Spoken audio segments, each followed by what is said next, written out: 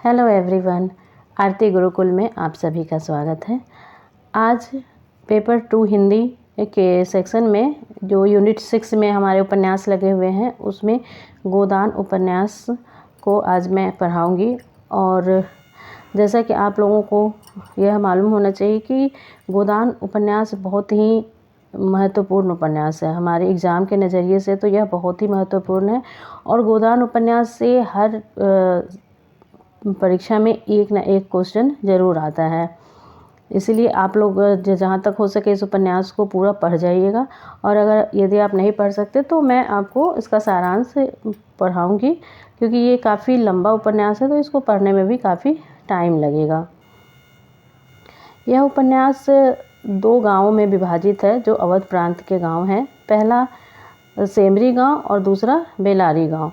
ये दोनों ही अवध प्रांत के हैं। बेलारी गांव है जहाँ पे होरी और अन्य ग्रामीण पात्र रहते हैं। सेमरी थोड़ा शहर इलाके में आता है जहाँ पे अन्य जो शहरी पात्र हैं वो रहते हैं। तो सबसे पहले मैं आपको वहाँ के पात्रों के बारे में बताऊंगी, जिसमें ये होरी है जो कि मुख्य पात्र है। होरी धनिया का पति है। भोला से उसकी सगाई यानी कि दूसरा विवाह कराने का वादा करता है और इसी बात के संदर्भ में भोला उसे 80 रुपए की गाय दे देता है। वह बेलारी गांव अवध का निवासी है। गाय की लालसा उसके जीवन का सबसे बड़ा स्वप्न होता है। उसके 2 भाई रहते हैं, हीरा और शोभा, जिसको वह पाल पोस कर बड़ा किया रहता है, लेकिन बाद में अलगौजा हो जाता है। होरी की कृषक प्रकृति झगड़े से भागती थी। एक समय होरी ने भी महाजनी की थी। वह फसली बुखार से पीड़ित होता है। 3 बीघे का काश्तकार होता है। इस उपन्यास में होरी एक किसान है और ये किसानों की एक तरह से इसको कहा जाता है कि ये गोदान एक महाकाव्यात्मक उपन्यास है। इसमें होरी के माध्यम से किसानों की, जो भारतीय किसानों की उस समय क्या स्थिति थी, उसको दर्शाया गया है। यह कहानी जिस समय की है वो औपनिवेशिक काल चल रहा था उस समय, और उस समय ज़मींदारी प्रथा थी। इससे वहाँ हमारे भारत के किसानों की स्थिति बेहद दयनीय थी। तो इसी बात को प्रेमचंद जी ने अपने इस उपन्यास गोदान में दर्शाया है। दूसरी जो मुख्य पात्र है वो है धनिया। धनिया होरी की पत्नी है। उसकी 6 संतानें हैं, जिसमें 3 जीवित है, गोबर, सोना, रूपा। धनिया की आयु इसमें 36 साल दिखाया गया है। वह जल्द ही आक्रोशित होती है और जल्दी ही पिघल भी जाती है। वह सीलिया को अपने घर में शरण देती है। गोबर होरी और धनिया का बेटा है। 16 साल का उम्र है, सांवला, लंबा और इकहरा युवक है। उसके काम में उसे रुचि नहीं है। मुख पर असंतोष और विद्रोह। जुनिया से संबंध बनाता है जिसमें वह गर्भवती हो जाती है। लखनऊ में पहले अपना खोचा लगाता है, बाद में गन्ना मिल में नौकरी करता है। मिल की हड़ताल में गंभीर रूप से घायल हो जाता है और बाद में वह मालती के यहाँ माली की नौकरी करता है। इसमें गोबर के रूप में उस समय के युवाओं का जो आक्रोश था उस चीज़ को दर्शाया गया है कि युवा वर्ग इस जो ज़मींदारी प्रथा से बहुत ही दुखी थे, लेकिन वो चाह कर भी कुछ कर नहीं पा रहे थे, जिसकी वजह से उनका क्रोध किसी न किसी रूप में वो बाहर आ रहा था। सोना होरी और धनिया की बड़ी बेटी है। सोना की उम्र 12 साल दिखाया गया है। सांवली, सुडौल, प्रसन्न और चपल सोनारी के एक धनी किसान गौरी महतो के लड़के मथुरा से उसका विवाह संपन्न होता है। रूपा होरी और धनिया की छोटी बेटी है।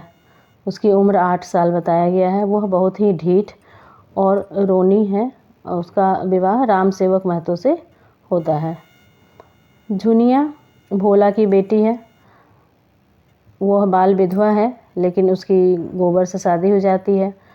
बाद में उसे 2 बेटे होते हैं, जिसमें एक बेटा चुन्नू मर जाता है और मंगल जीवित रहता है। दाता दीन है। दाता दीन गांव में पशु चिकित्सा के आचार्य होते हैं। होरी ने आलू बोने के लिए उनसे 30 रुपये उधार लिए थे। वह इस गांव के नारद थे, ऐसा सभी उस गांव के लोग कहते थे। होरी के पास बैल न बचने पर आधी हिस्सेदारी के साथ उसके खेत में बुआई का प्रबंध करता है। माता दिन दाता दिन का पुत्र है। सीलिया चमारिन से उसके संबंध रहते हैं। झुनिया को भी वो प्रेम पास में फंसाने का प्रयत्न करता है, लेकिन हो नहीं पाता है, सफल नहीं हो पाता है। और सीलिया के पिता द्वारा जाति भ्रष्ट होने के बाद दाता दीन ने काशी के पंडितों का अनुष्ठान कराकर माता दीन को पुनः ब्राह्मण बनवा दिया था, परंतु वह जनेऊ और पुरोहिती छोड़कर पक्का खेतीहर बन गया और अंत में सीलिया के साथ रहने लग जाता है। दुलारी सहुआइन, वह गांव में नमक, तेल, तंबाकू की दुकान लगाती है। होरी ने बंटवारे के समय दुलारी से 40 रुपये लेकर भाइयों को दिए थे। रिश्ते में होरी की भाभी लगती है, इसीलिए होरी कभी कभी उससे दिल लगी भी करता था, जिससे कि धनिया जलती थी। ये ग्रामीण पात्रों में भी कुछ गौण पात्र हैं जो कि कथा को आगे बढ़ाने का इसमें वो करते हैं। लेकिन हाँ, मंगरू साहू, होरी ने बैल के लिए 60 रुपये उधार लिए थे। गांव का यह सबसे धनी आदमी था। पटेश्वरी लाल पटवारी गांव में पुण्यात्मा नाम से मशहूर थे। मंगरू साहू उसको उकसाकर होरी पर नालिश करवाते हैं। झिंगुरी सिंह गांव के सबसे बड़े महाजन, शहर के बड़े महाजन के एजेंट हैं। पंडित नोखीराम राय साहब का कारकुन होरी से लगान के पैसे लेने से इनकार कर देता है। ये पंडित नोखीराम और झिंगुरी सिंह पात्र जो हैं वो कई बार एग्ज़ाम में पूछे गए हैं, तो आप लोग ये इन पात्रों को ज़रूर याद कर लीजिएगा, क्योंकि गोदान में बहुत सारे पात्र हैं, इसीलिए कुछ जो महत्वपूर्ण पात्र हैं उनके नाम आप ज़रूर से याद कर लीजिएगा। सीलिया के पिता का नाम हरखू रहता है और माँ का नाम कालिया। भोला होरी के गांव में मिले हुए पूर्वे का ग्वाला होता है। दूध मक्खन का व्यवसाय करता है। पहली स्त्री लू लगने से मर गई थी, तो उसकी 3 संतानें हैं। बड़ा लड़का कामता, छोटा लड़का जंगी और बेटी झुनिया। वह अपने गांव का मुखिया है। नोहरी, भोला का विवाह नोहरी से होता है, जो कि एक विधवा होती है। हीरा, होरी का भाई रहता है हीरा, और शोभा उसी में से हीरा गाय को जहर देकर मार देता है और घर से भाग जाता है। पुनिया हीरा की पत्नी है। बांस काटने को लेकर बंसोर चौधरी से लड़ती है। शोभा, यह भी होरी का भाई है। अंत में इसकी सारी ज़मीन जायदाद बिक जाती है। दमरी बंसोर गांव के सौदे में होरी से मिली भगत, फिर धोखा देता है। दरोगा, ये होरी की गाय के मरने पर तहकीकात के लिए आता है। घर की तलाशी लेने के बहाने होरी से रुपए चाहता है, लेकिन धनिया का आक्रोश इसे असफल कर देता है, अतः गांव के महाजनों से यह रुपए वसूलता है। शहरी पात्र, अब शहरी पात्रों में जो कि ये सेमरी गांव है, यह भी अवध प्रांत का ही एक गांव है। सेमरी गांव और ये बेलारी गांव के बीच में 5 मील की दूरी है।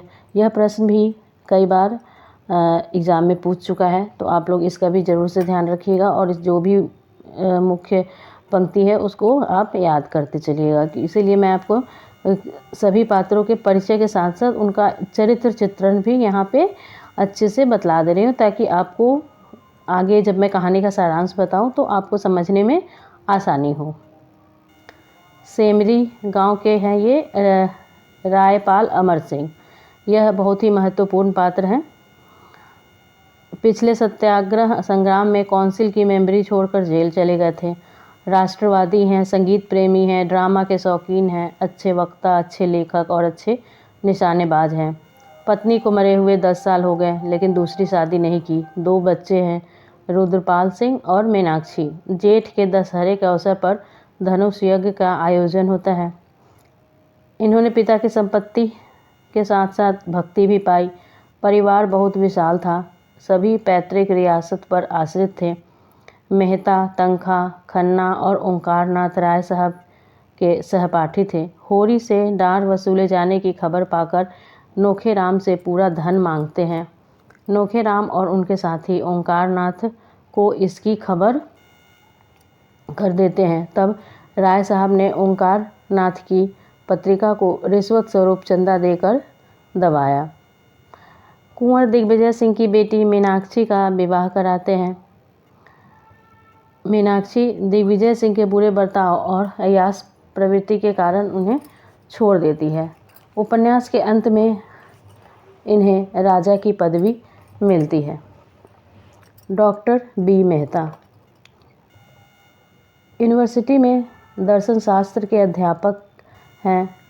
धनुष यज्ञ के कार्यक्रम में पठान का रूप धरकर सबको अतिक्रिय कर देते हैं। वीमेंस लीग में भाषण देते हैं। वीमेंस लीग में जो ये मेहता जो भाषण देते हैं वो भाषण भी बहुत इम्पोर्टेंट है, उसको भी मैं आपको बाद में पढ़ा दूंगी। उस भाषण से कई बार प्रश्न पूछा गया है, इसीलिए वो भाषण बहुत ही इम्पोर्टेंट हो जाता है। फ्रांस की अकादमी ने इनकी रचना को शताब्दी की सबसे उत्तम कृति कहा।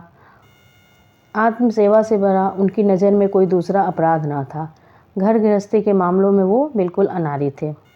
मिस मालती इंग्लैंड से डॉक्टरी पढ़कर आई थी। मिस मालती वह नवयुग की साक्षात प्रतिमा थी। झिझक, संकोच का भाव, हार-जीत जवाब, पुरुष मनोविज्ञान की अच्छी जानकार, आमोद प्रमोद को जीवन का तत्व समझने वाली, लुभाने और रिझाने की कला में निपुण। राय साहब के यहाँ धनुष यज्ञ के कार्यक्रम में ओंकार नाथ को शराब पिलाने की शर्त स्वीकार कर जीतती हैं। शिकार के दौरान मेहता से बातें करते हुए मालती उसकी ओर आकर्षित होती है। मालती के पिता का नाम मिस्टर कॉल है और 2 छोटी बहनें हैं, सरोज और वरदा। यह वीमेन लीग की संस्थापक है। नगर कांग्रेस कमेटी की सभानेत्री चुनी जाती हैं। मिर्ज़ा खुर्सेन सूफी मुसलमान है, बड़े दिल लगी बाज और बेफिक्रे जीव हैं। कारोबार चौपट हो जाने पर राय साहब और अन्य मित्रों की मदद से लखनऊ में जूते की दुकान खोलते हैं। काउंसिल के सदस्य हैं। वर्तमान में रहने वाले व्यक्ति हैं। शायरी और शराब के शौकीन हैं। बुड्ढों की कबड्डी का आयोजन करते हैं। इस कबड्डी में मेहता और खुर्सेन दोनों आमने सामने होते हैं। मिल में मजदूरी घटने के विरोध में हड़ताल करवाने वाले संघ के सभापति हैं। इसी संघ के मंत्री पंडित ओंकार नाथ भी थे। वेश्याओं के उद्धार के लिए उनकी नाटक मंडली बनाते हैं। ये है एक मिस्टर चंद्र प्रकाश खन्ना, बैंक मैनेजर और शक्कर मिल के मैनेजिंग डायरेक्टर हैं। ये भी मिस मालती के उपासकों में से एक हैं। शिष्टता उनके लिए दुनिया को ठगने का एक साधन मात्र थी। मन का संस्कार बिल्कुल भी नहीं है इनमें। गोविंदी देवी मिस्टर खन्ना की पत्नी है। ये कविता लिखने का इनका शौक़ है। मालती से अपने दाम्पत्य जीवन को खतरा महसूस करती हैं। अब ये शहरी पात्र में भी कुछ गौण पात्र हैं, जिसमें कि सबसे मुख्य है ओंकार नाथ। यह दैनिक पत्र बिजली के संपादक हैं। पिछली बार इनके बारे में ही पूछा गया था कि ये जो ओंकार नाथ होते हैं इनकी शिक्षा क्या रहती है। तो ये सब चीज़ें आपको थोड़ा ध्यान से देखना होगा कि ये बिजली जो दैनिक पत्र है, समाचार पत्र, उसी के ये संपादक हैं। साहित्य की सेवा का ध्येय है। खुद को सिद्धांतों का पुजारी मानते हैं। इनकी पत्नी का नाम गोमती है। मिस्टर श्याम बिहारी तनखा वकील हैं, लेकिन वकालत न चलने के कारण बीमा कंपनी के दलाल बन जाते हैं। तालुकेदारों और महाजनों को बैंक से कर्ज दिलाते हैं। चुनाव के समय उम्मीदवार खड़े करने का व्यवसाय करते हैं। राजा सूर्य प्रताप सिंह राय साहब के मुकाबले ये चुनाव लड़ते हैं और हार जाते हैं। राय साहब के बेटे रुद्रपाल सिंह से अपनी बेटी का विवाह करना चाहते हैं, परंतु रुद्रपाल मालती की बहन सरोज से शादी करके विदेश चला जाता है। चूहिया यह लखनऊ में गोबर और झुनिया की पड़ोसी है। झुनिया के गर्भ में, और जब यह झुनिया जब गर्भवती होती है तो उसकी बहुत ही हेल्प करती है। उस समय जब वह गोबर घायल हो जाता है तो उसकी भी मदद करती है। सरोज मालती की बहन है, मेहता के भाषण में उसके स्त्री संबंधी विचारों का विरोध करती है। तो दोस्तों, अगर आपको मेरी यह क्लास पसंद आई हो तो आप लाइक, कमेंट और सब्सक्राइब ज़रूर कर दीजिएगा। धन्यवाद।